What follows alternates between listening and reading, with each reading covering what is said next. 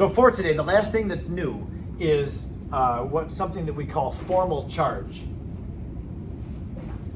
Formal charge is going to take us right back to where we started with covalent bonding, and that was Lewis dot structures. When we learned about Lewis dot structures, there was something that I left out, some checkpoint that we need to be aware of as we decide whether a Lewis structure is a good one or not. If it's a valid Lewis dot structure, we should check the formal charges. Formal charge is something that you're going to determine for every element in a structure, not just the central atom. When we look at shapes of molecules or hybridization, all we care about is the central atom, what's around it. But with formal charge, unfortunately, we have to look at every atom in the molecule. So this, I know, is new. It doesn't mean anything to you yet, but I'd like to walk through this and show you what formal charge is and how we use it. We're going to use it again to determine whether a dot structure is valid.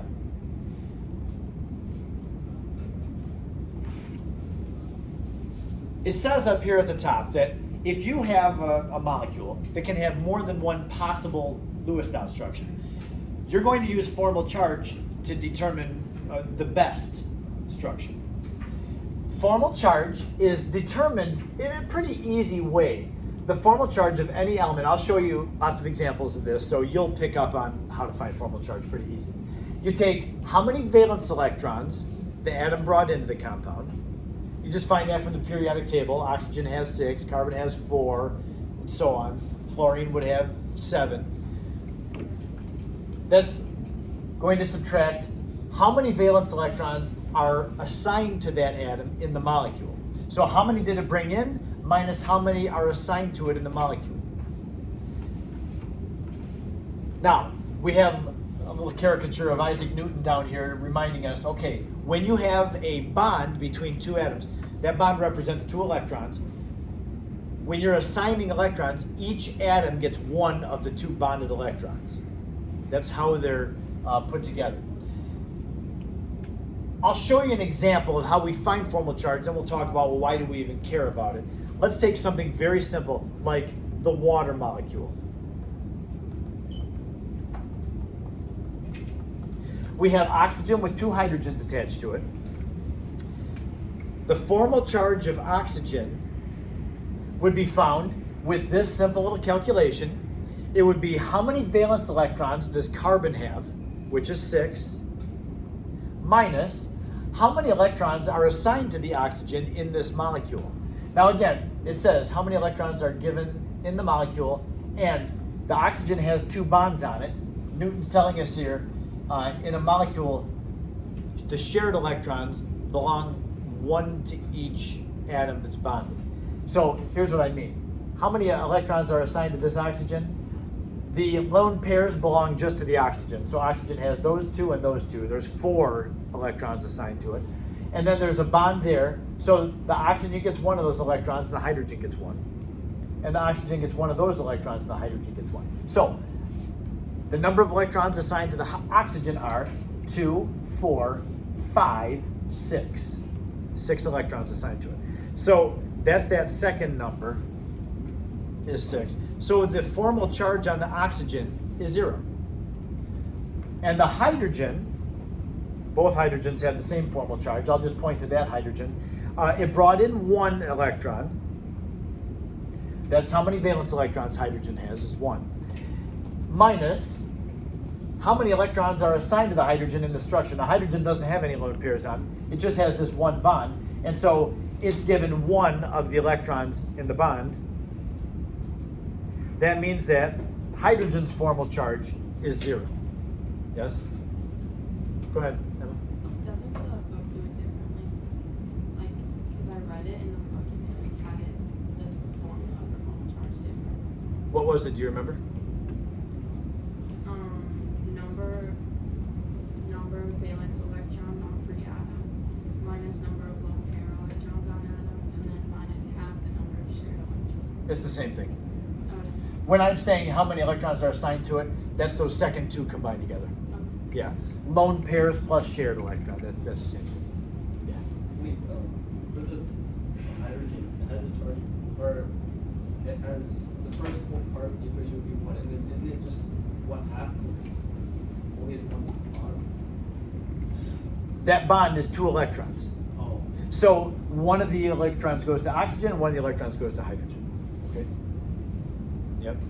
Okay, now, why do we care about formal charge? What is it doing for us? Here's what it does for us.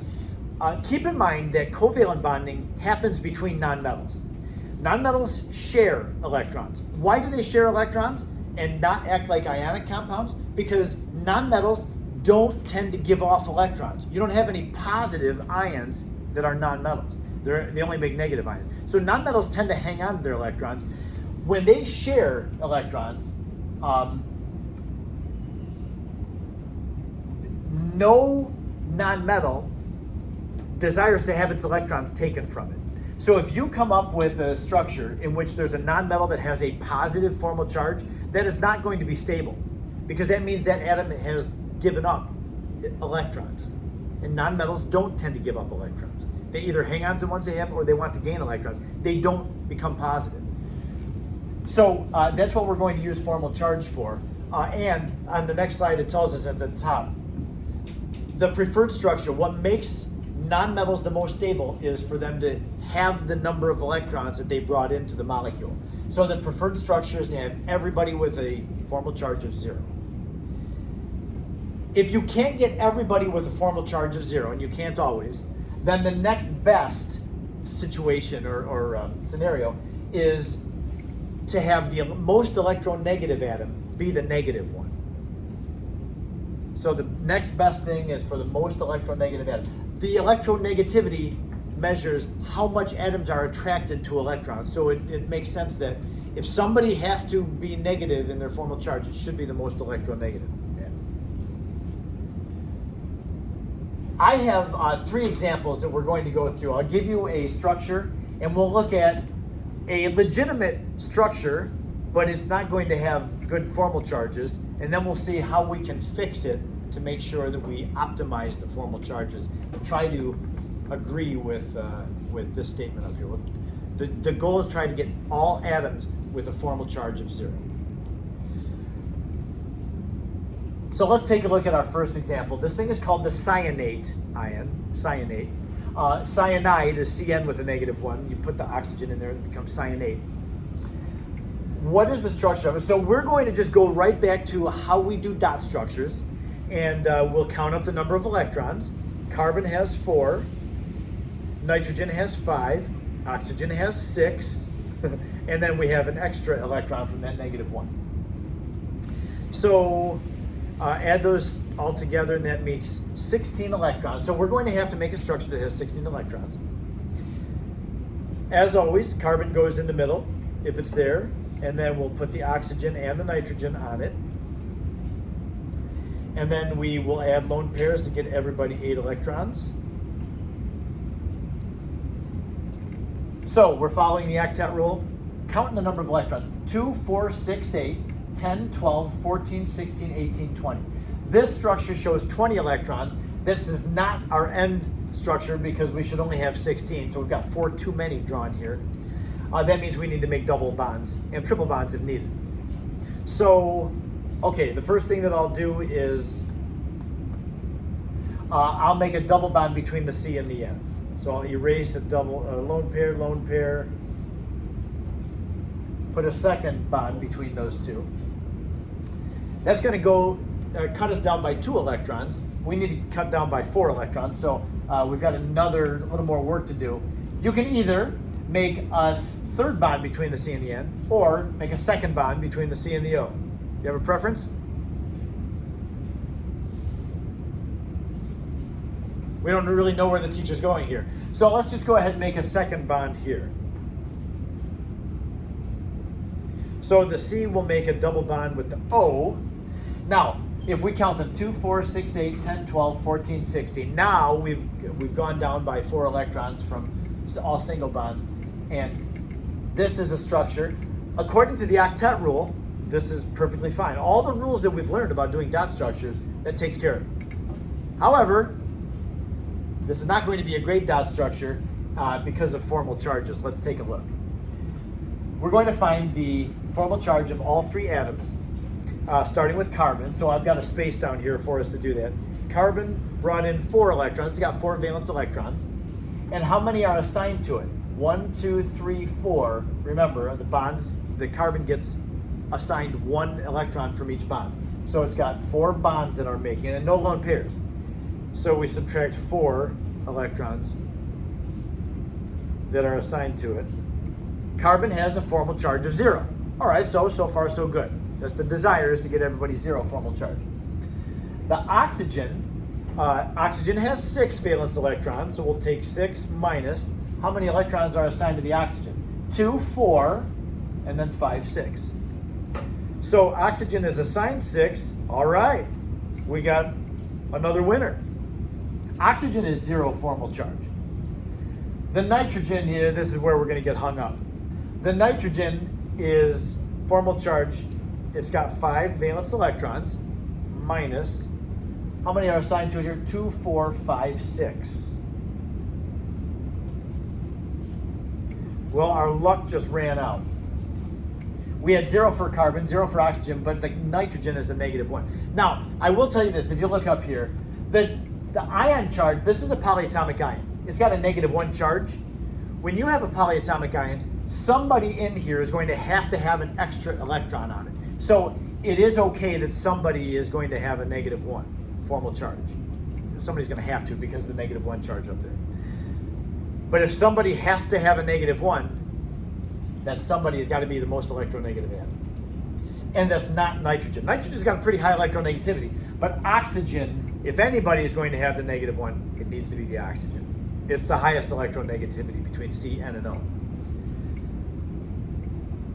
So this structure is not a great one. It's good, but not great. Good in that it satisfies all of the things that we've learned about Lewis dot structure until now, until formal charge.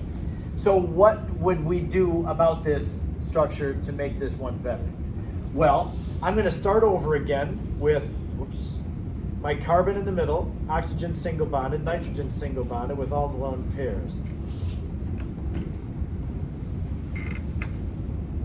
So we don't want a double bond there and a double bond there. What are our other options? Other options would be to make a triple bond between the C and the N, then just leave that as a single bond. Or another option would be to make the carbon to oxygen triple bonded and then leave the carbon nitrogen as a single bond. I'm going to start the opportunity here, the possibility, with triple bond between the C and the N.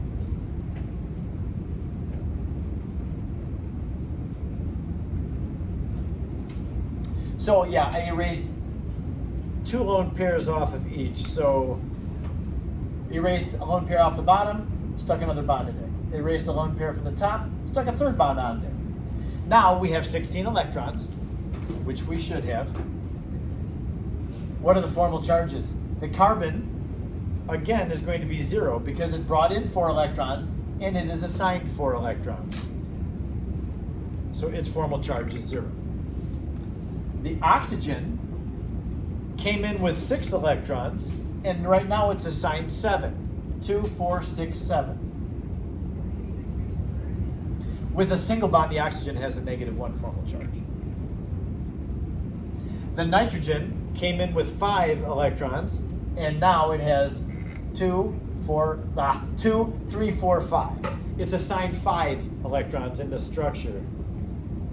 So the nitrogen has 0 formal charge, carbon has 0 formal charge, but the oxygen, the most electronegative atom here, has a -1 formal charge. This is the preferred structure. By the way, again, not a huge deal if you forget, but we do indicate this thing is an ion, and the fact that we have somebody with a -1 formal charge justifies the -1 charge up there. Yes, sir? Do you know why you said oxygen has one oxygen to be Electronegativity measures attraction for electrons. So if somebody's going to have an extra electron in the structure, it should be the one that's got the most attraction for electrons. So the oxygen would preferentially take an extra electron more than nitrogen would. Now, I had mentioned before I did this one that there is another possibility. The other possibility is to put the triple bond between the C and the O with a single bond to the N. This one is going to be whacked. Just take a look at the formal charges. The nitrogen is brought in 5 electrons, and now 7 are assigned. That gives it a -2 formal charge.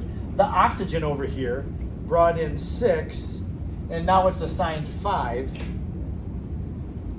That's got a +1. We're trying to get everybody equal to 0. This is not doing very well. The carbon is 0, but the nitrogen and oxygen, neither one are 0, and the nitrogen's negative, the oxygen's actually positive.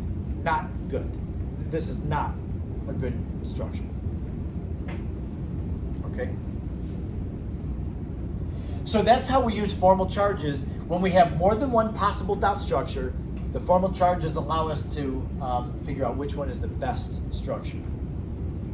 And you'll see at the end of chapter 8's homework questions, it'll say, considering formal charges, give the best dot structure for these. They'll give you several chemical formulas, and you'll have to come up with a dot structure. Try to get everybody to 0. So let's try another example. This is an unusual compound, PO2F. We want the dot structure for this one. So the first thing that we do is count up number of electrons. Phosphorus is 5. Oxygen has 6, and there's 2 of them. Plus 7 on the fluorine. So the total number, 5 plus 12 is 17, plus another 7 is 24. Okay, phosphorus goes in the middle. And then we'll have 2 oxygens that go on it, and a fluorine. Then we put our lone pairs around.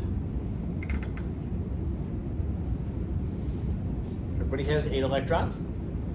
We have to count them up. 2, 4, 6, 8, 10, 12, 14, 16, 18, 20, 22, 24, 26. 26 electrons are shown.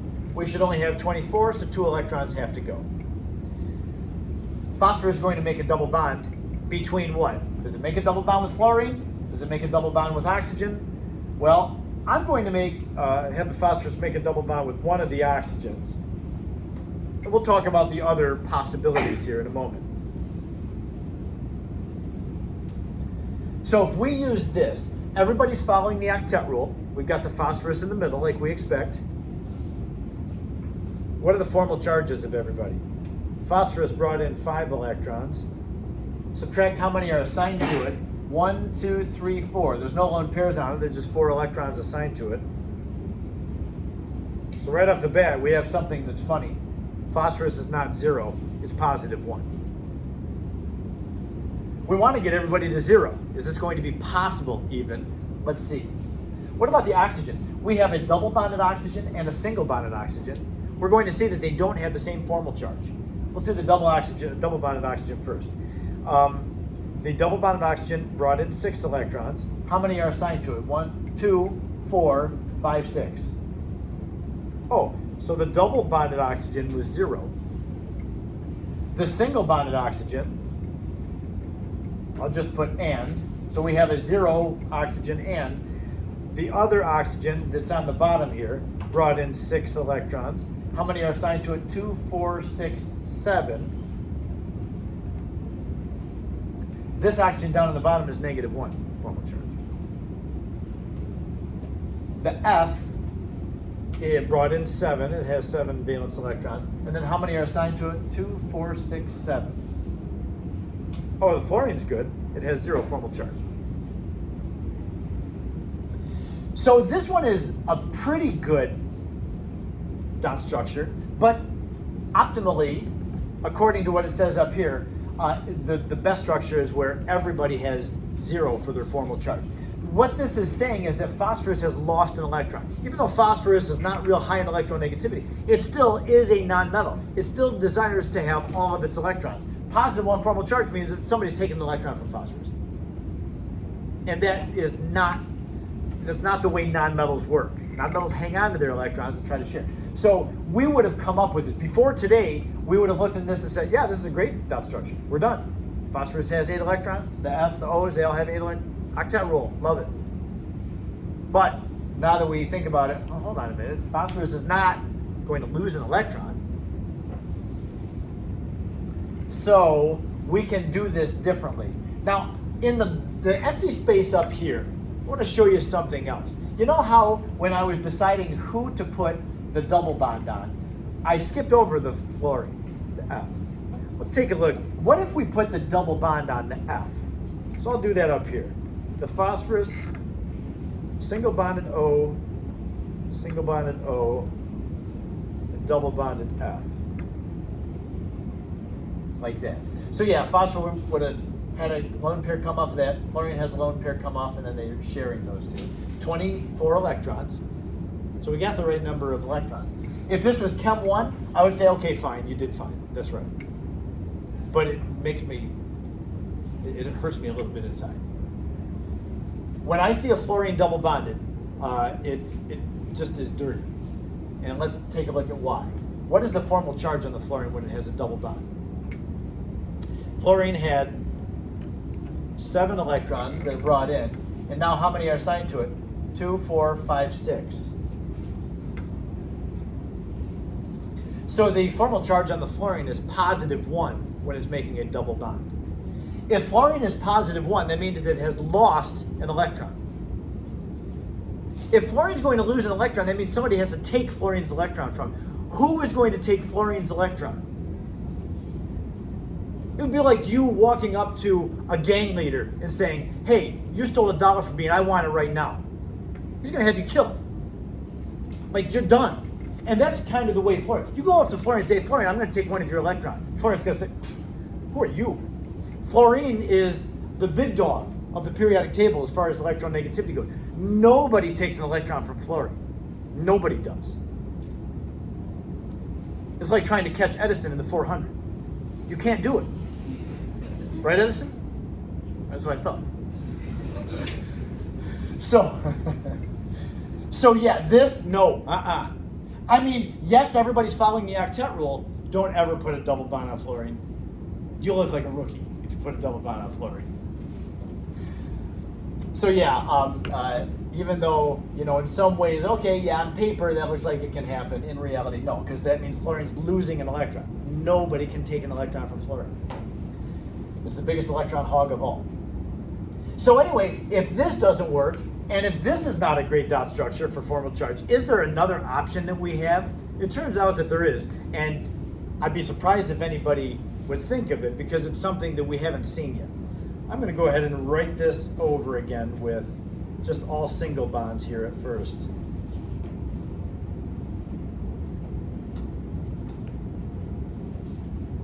So there's where we started. And I have 26 electrons here. There should only be 24. So this is not, we're not ready yet to try to report this to the world. Let's go ahead and make our double bond like we did before.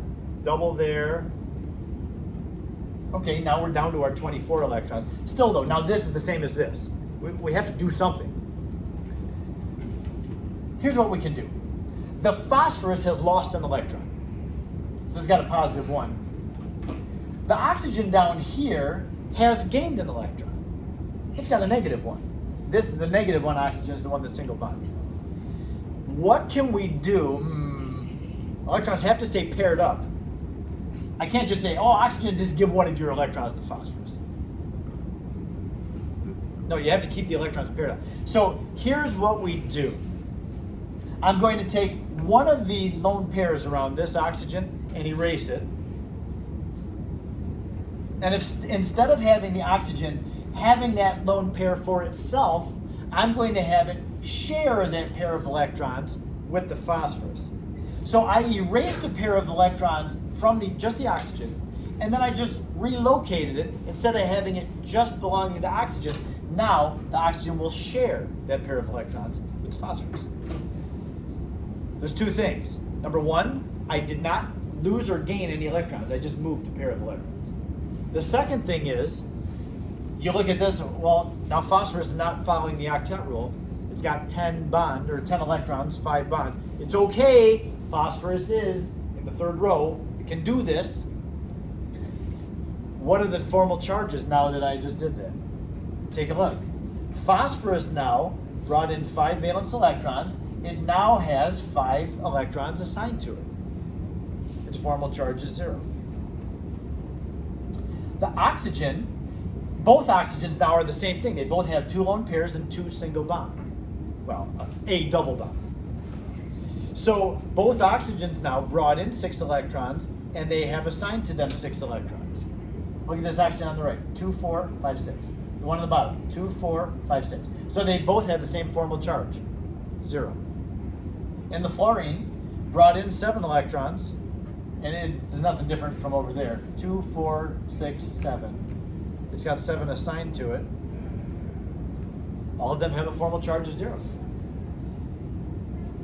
They're not all following the octet rule, but it's fine if phosphorus is not following the octet rule because it's a big enough atom, it can handle more than 8 electrons around it. This is the proper, this doesn't have a charge either. This is just the proper way to write the dot structure for PO2F. So if you have a neutral molecule, you should be able to get everybody to a formal charge of 0. If it has a charge like the one before it, not everybody is going to have a formal charge of 0. You want to make sure that the highest electronegativity, usually it's oxygen, is the one that has the negative charge.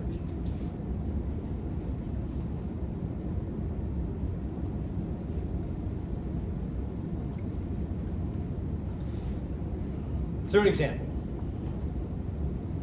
the sulfate ion. What is the Lewis dot structure for sulfate? Considering formal charges, count the number of electrons. Sulfur has 6, oxygen has 6, and there are 4 of them. And then there's a negative 2 charge. There's 2 more electrons on that. So 24 plus 6 is 30, plus 2 more is 32. We need a structure with 32 electrons. So we put the sulfur in the middle. All 4 oxygens around the sulfur. Oh, how can this be wrong? This is so nice. Look at this. Sulfur in the middle, 4 oxygens, each with 8 electrons around them. That makes 32 electrons. Man, we just hit a home run without even trying. Do you have home runs in cricket? What's a good thing in cricket? A 6? Easy, easy 6. Is it easy in cricket? Easy for you, Nikhil, I'm sure. Yeah, yeah. Okay, so at the face value, if we're in Chem 1, we look and say, oh, we've got it. Dot structures, we can do these. 32 electrons are accounted for. Everybody has an octet. We're good. No oxygens in the middle because we generally teach that the oxygen shouldn't go in the middle. And it's all good. But when we look at the formal charges, then we take a little air out of the tires. Because what is the formal charge of the sulfur? Sulfur brought in 6 electrons. How many are assigned to it in this wonderful dot structure? Only 4. 1, 2, 3, 4. It gets half of those bonds, bonding electrons. So, well, oh boy, sulfur has a positive 2 formal charge. You're asking a non-metal to lose 2 of its electrons. Nope, nope, it's not going to do it. Something has to be done about that. The oxygen formal charge is in all oxygens, all 4 of them. They each brought in 6, and they each are assigned 7. Now we know that oxygen is more electronegative, so it's okay, I guess, for oxygen to have a negative charge, but it's not okay for sulfur to not be 0. For any non-metal to be a positive formal charge is not cool. So having seen what we have seen, what can we do with this structure to get sulfur to 0 for its formal charge? What can we do for sulfur to get it 0 formal charge? It needs 2 more electrons assigned to it. Any thoughts? Did you see what happened here? You remember that? Yes, Harish? Yeah. I know that it's still a little bit weird because sulfur already has its 8 electrons and 8 is the magic number. We've got that kind of pinned in our head. However, it is okay for sulfur and phosphorus and all the third row and bigger elements. They can have more than 8 electrons. And so yeah, not just one, but two. Two of those oxygens should make double bonds. It doesn't matter which two. I'm going to use the oxygen on the left and on the right. Now remember, the reason I'm doing this, sulfur has a positive 2, which means sulfur has lost 2 electrons. They've now gone on oxygens, because all the oxygens have a -1 formal charge. 2 of those oxygens have to come to their senses and say, hold on, this isn't right. I shouldn't have taken those electrons from the sulfur.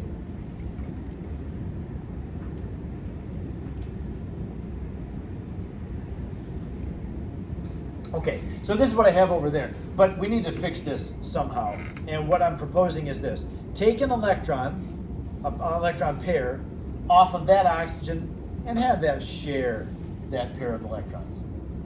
Do the same thing over here. Take a pair of electrons off. It can share those. Now, see the sulfur? It has all 6 of the electrons that it brought in. It brought in 6, it's got a sign 6, its formal charge is now 0. And the oxygen, we've got 2 different oxygens. One of them, or 2 of the 4, I should say, brought in 6 and they have 6 assigned, like the oxygen on the left. 2, 4, 5, 6. It's got 6 assigned to it. So the double bonded oxygens, double bonded, can I fit it in there? Barely. Double bonded oxygens have 0 formal charge. The 2 single bonded oxygens on the bottom and on the top, they have a formal charge of -1. They had 6 electrons they brought in, minus 2, 4, 6, 7 electrons assigned to them. The single bonded oxygens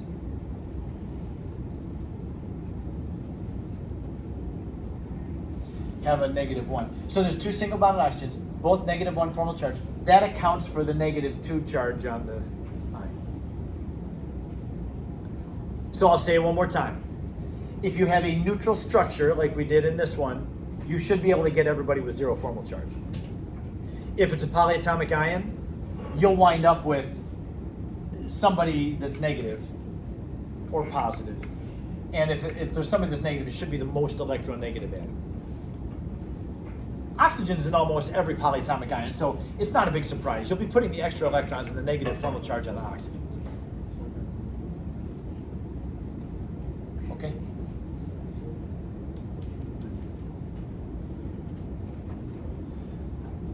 That's formal charge. There are exercises, plenty of exercise. I think by the time you've seen this and you try them in the book and you look at the solutions manual, it will come together for you. I don't know how you're feeling right now about this. I assume that you're feeling, okay, I could use a little more practice on this to make sure I have it. So on the quiz, are we always supposed to be considering formal charge? Or You know what? Normally, the problem will lead you to that. It'll say, write the best dot structure for this compound based on formal charge. So it'll kind of lead you to that. Okay. Yeah.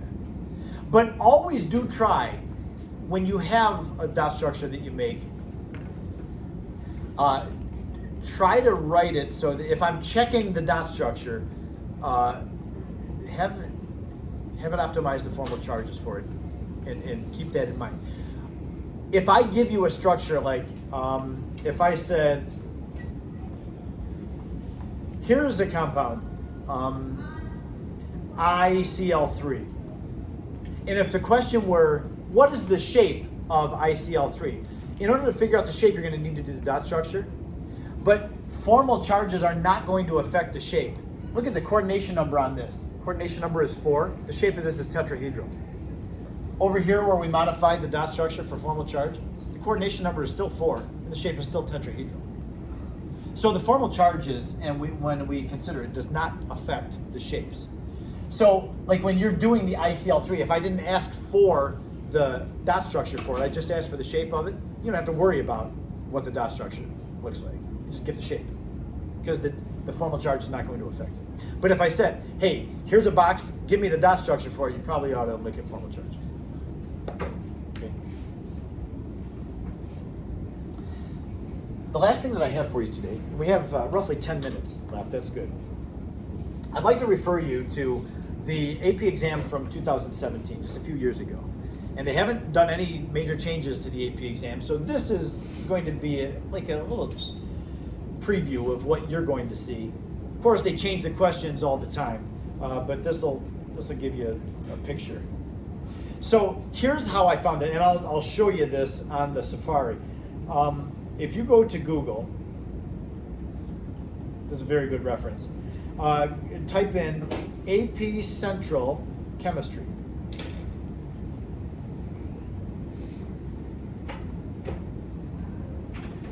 The first thing that pops up is the top thing on the Google search is AP Central Chemistry, so click on that.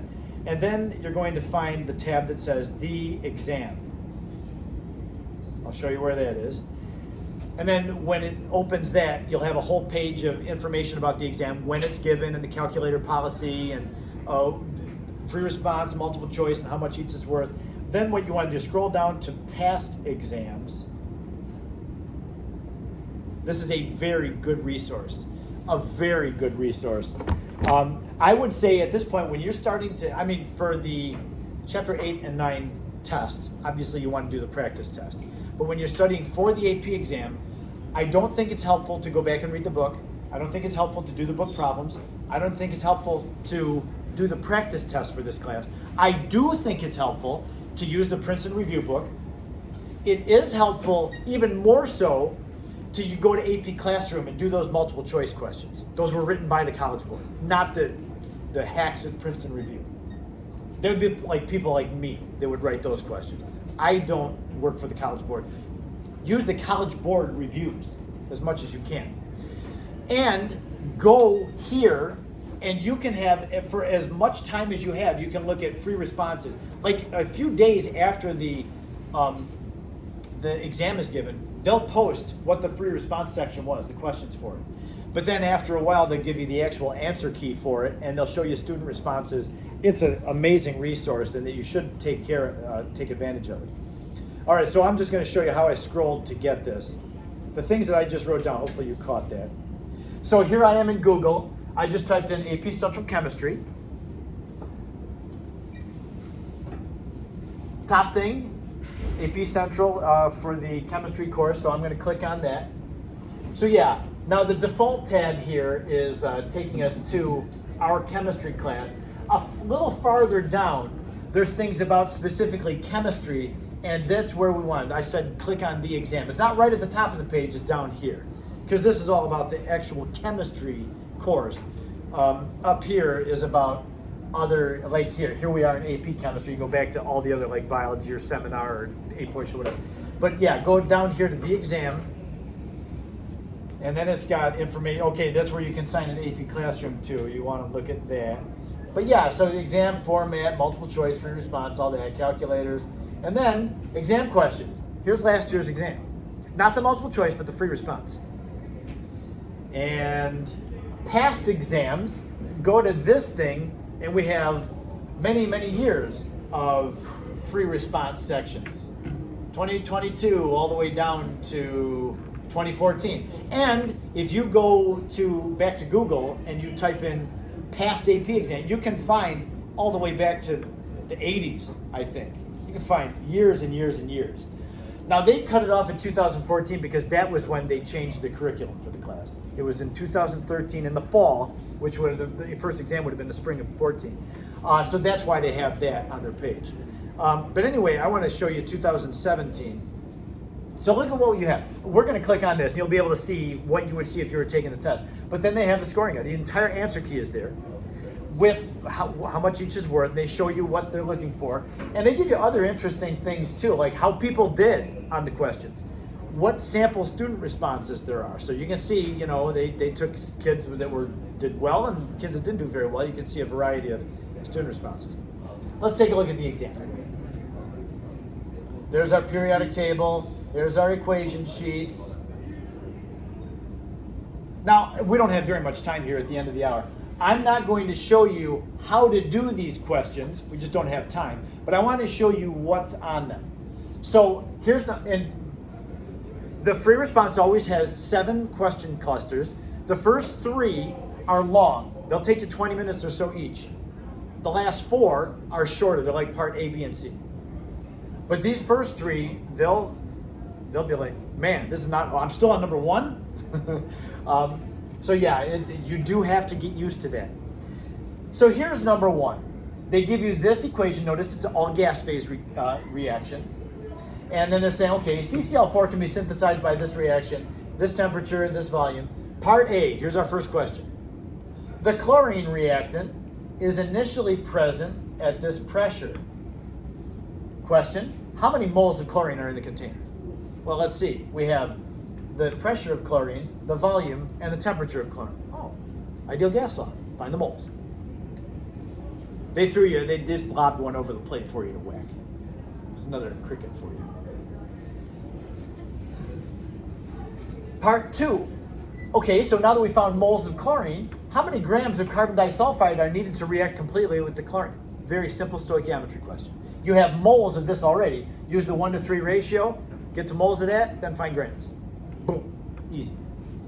Part B of number one. This is where, now the second question here, this is a toughie. They give you a distribution and this is a nasty one.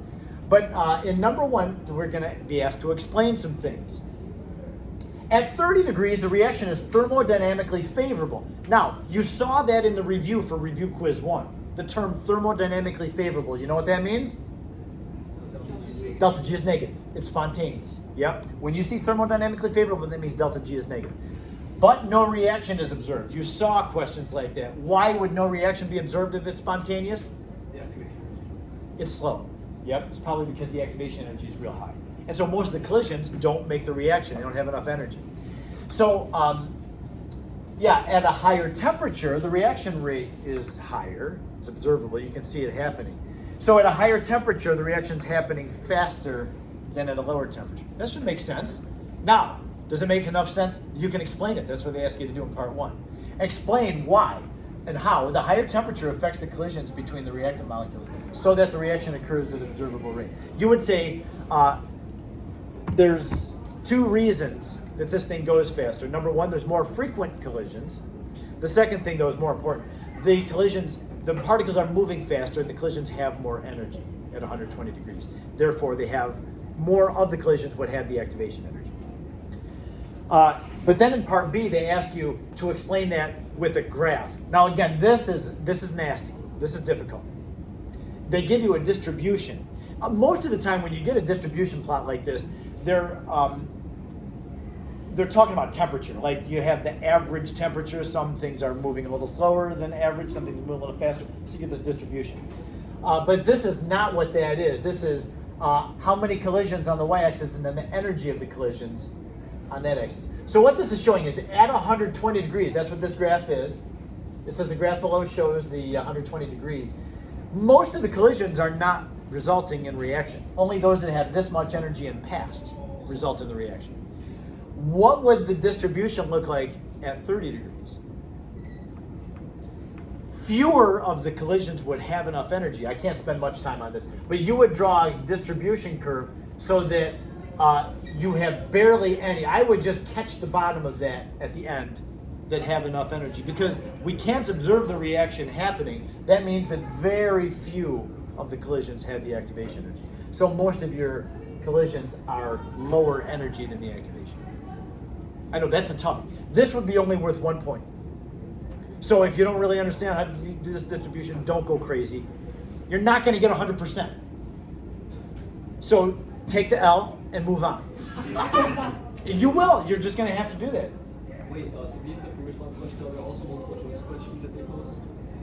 No. Use the AP Classroom for reviewing multiple choice. They don't post the multiple choice. Because I think they reuse some of their questions. But on the free response, they come up with different ones every year. So anyway, I know it's almost time to leave. Oh, very close. But I want you to see the end of this too. So it says one of our other products of that reaction was S2Cl2. Can you give the dot structure for it? So you'd have to come up with a number of electrons, just like we learned how to do dot structures.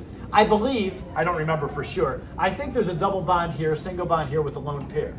So it asks you, okay, oh, and by the way, make sure you have all the lone pairs because it says draw in all of the electron pairs. So like the chlorines, a lot of times people get lazy and they don't put all their electrons around the chlorine. put all your electrons on there. You need to account for all the electrons.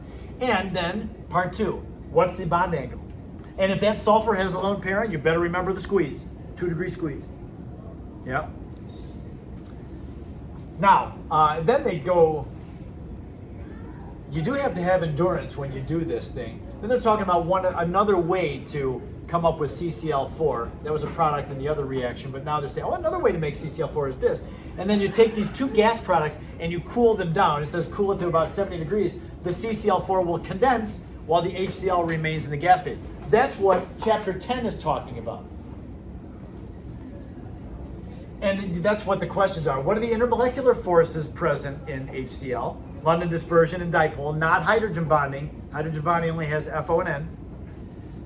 What about the relative strengths of the intermolecular forces between CCl4 and HCl? Again, that's what chapter 10 questions are there for.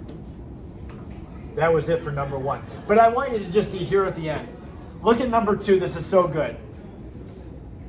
We just looked at today CNO, the CNO negative 1 ion. It could be drawn this way, and then it could also be drawn this way.